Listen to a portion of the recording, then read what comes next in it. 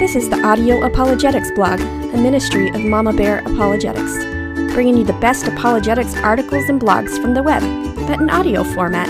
Because let's face it, not everyone's a reader, and even if you are, sometimes you just don't have the time. Today's article is titled, "Is C.S. Lewis's Liar, Lord, or Lunatic Argument Unsound?" It was written by Justin Taylor as a contributor at the Gospel Coalition blog on February 1st, 2016. C.S. Lewis popularized the argument that Jesus was either a liar or a lunatic or the Lord. But as Kyle Barton has shown, he didn't invent it. In the mid-19th century, the Scottish preacher Rabbi John Duncan formulated what he called a trilemma. In Colloquia Peripatetica, page 109, we see Duncan's argument formulated in the year 1859 to 1860. Quote, Christ either, 1, deceived mankind by conscious fraud, or 2, he was himself deluded and self-deceived, or 3, he was divine. There is no getting out of this trilemma. It is inexorable. In 1936, Watchman Nee made a similar argument in his book, Normal Christian Faith. A person who claims to be God must belong to one of three categories. Quote, First, if he claims to be God and yet in fact is not, he has to be a madman or a lunatic. Second, if he is neither God nor a lunatic, he has to be a liar, deceiving others by his lie. Third, if he is neither of these, he must be God. You can only choose one of these three possibilities. If you do not believe that he is God, you have to consider him a madman. If you cannot take him for either of the two, you have to take him for a liar. There is no need for us to prove if Jesus of Nazareth is God or not. All we have to do is find out if he's a lunatic or a liar. If he is neither, he must be the Son of God. End quote.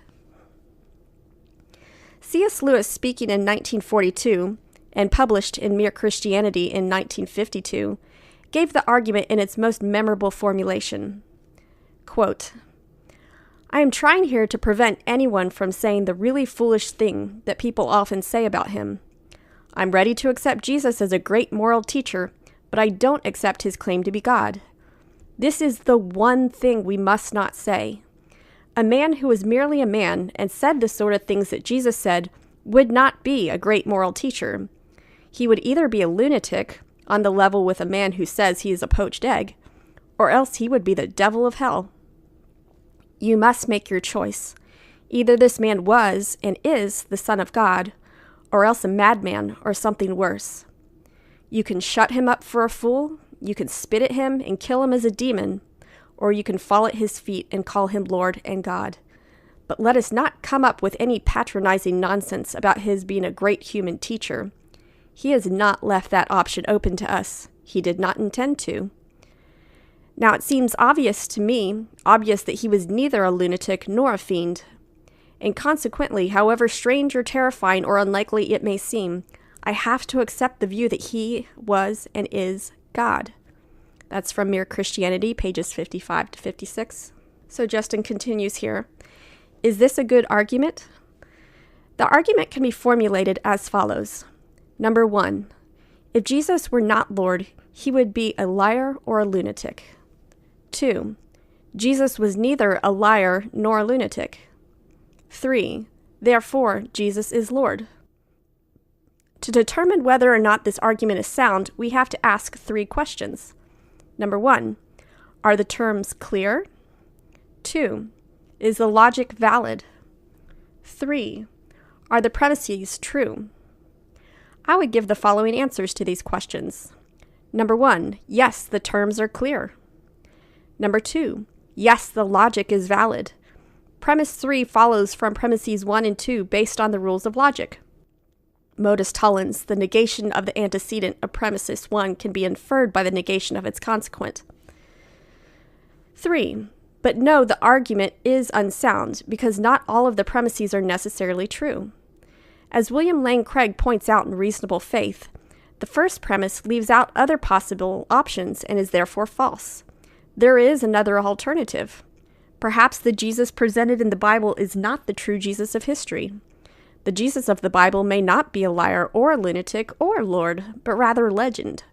In other words, the Jesus of the Bible is not the Jesus of history, so your claims about what must be true about the Jesus of the Bible do not lead to conclusions about the actual lordship of the Jesus of history. But C.S. Lewis can help with the rebuttal here. In a 1950 essay titled, "What Are We to Make of Jesus?", Lewis works through some of Jesus' startling claims about himself in Scripture, repeating his instance that you can't conclude that he was simply a great moral teacher. If what he said is true, Lewis says, then they are the sayings of a megalomaniac. Quote, "In my opinion, the only person who can say that sort of thing is either God or a complete lunatic suffering from that form of delusion, which undermines the whole mind of man. If you think you are a poached egg when you are not, looking for a piece of toast to suit you may be sane. But if you think you are a god, there is no chance for you." We may note in passing that he was never regarded as a mere moral teacher. He did not produce that effect on any of the people who actually met him. He produced mainly 3 effects: hatred, terror, or adoration.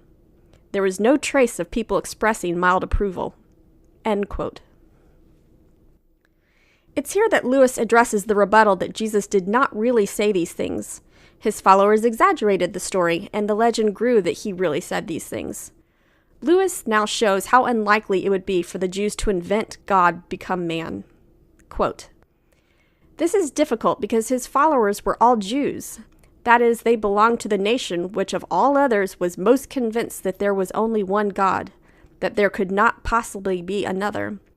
It is very odd that this horrible invention about a religious leader should grow up among the one people on the whole earth least likely to make such a mistake. On the contrary, we get the impression that none of his immediate followers, or even of the New Testament writers, embraced the doctrine at all easily." End quote.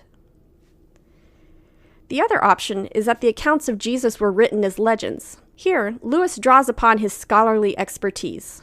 Quote, "Now, as a literary historian, I am perfectly convinced that whatever else the Gospels are, they are not legends. I have read a great deal of legend, and I am quite clear that they are not the same sort of thing. They are not artistic enough to be legends. From an imaginative point of view, they are clumsy, they don't work up to things properly. Most of the life of Jesus is totally unknown to us, as is the life of everyone else who lived at the time, and no people building up a legend would allow that to be so. Apart from bits of the Platonic dialogues, there is no conversation that I know of in ancient literature like the fourth gospel. There is nothing, even in modern literature, until about 100 years ago when the realistic novel came into existence." End quote. So Lewis thinks it implausible that monotheistic Jews would have invented an incarnate Messiah, and he thinks that the genre of the Gospels bear none of the typical marks of legend, based upon a lifetime of scholarly and leisure reading of ancient legends. Therefore, the Jesus of the Bible is the Jesus of history, and if this one Jesus were not Lord, he would be a liar or a lunatic. But he is truthful, not a liar, and he is sane, not a lunatic. Therefore, he is Lord. So that was the article, Is C.S. Lewis's Liar, Lord, or Lunatic Argument Unsound, written by Justin Taylor on February 1st, 2016, and published at the Gospel Coalition. So a couple take-home points from that. So the liar, lord, lunatic argument is probably one of the easiest arguments to both understand and defend on a beginner level. If apologetics conversations are intimidating to you, this would be a really great place to start. It doesn't require extensive memorization of dates or facts. Defending against legend may take a little bit more research, but the arguments against liar and lunatic are relatively accessible to the average believer, in my opinion. All that's really required is basic common sense. So today's takeaway point is my recommendation that you personalize this argument.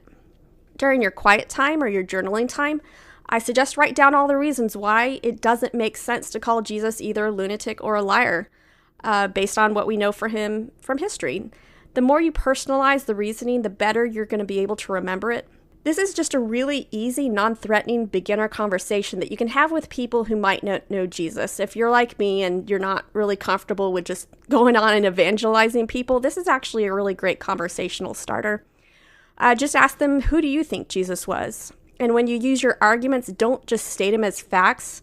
Don't go preaching at them. State your case very casually as if you're going on the journey with them. Maybe say something like, yeah, I used to wonder about that, but then I started thinking, and then list some of the reasons that you came up with in your journal time. And then end that statement with, what do you think? That tells the person that you're not here to preach at them, but instead you're interested in your thoughts and you're interested in a conversation. It also, this is very important, it gives them an easy out if they're uncomfortable with the conversation, in which case, no harm done. If nothing else, maybe you've got them thinking. There's a lot of people out there who really shut down with over-aggressive evangelizer types, so this might actually be one of the first times they've seriously considered the arguments because it came at them in a real conversational style, in a thoughtful, casual manner that encouraged, conversation and not just for them to sit there and be preached at. So those are the takeaway points for the Is C.S. Lewis's Liar, Lord, or Lunatic argument unsound? Thanks for listening.